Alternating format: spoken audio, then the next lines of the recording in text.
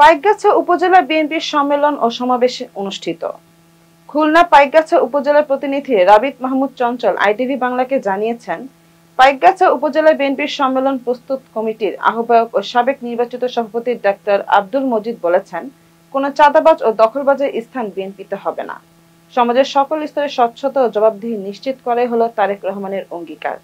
দলের কোনো নেতা বা কর্মীর জন্য যদি দলের উপর নেতিবাচক প্রভাব পড়ে, তাহলে দল কোনো অবস্থায় তার দায়ভার বহন করবে না।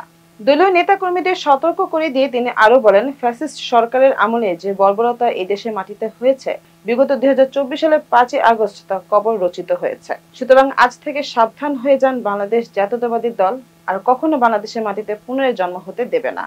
রবিবার সকাল 11টায় খুলনার পাইকগাছা উপজেলা ঐতিহ্যবাহী চাঁদখালী হাটের নতুন বছরের সূচনা উপলক্ষে আয়োজিত সমাবেশে প্রধান অতিথি হিসেবে বক্তব্য প্রদানকালে ডাক্তার আব্দুল মজিদ এসব কথা বলেন।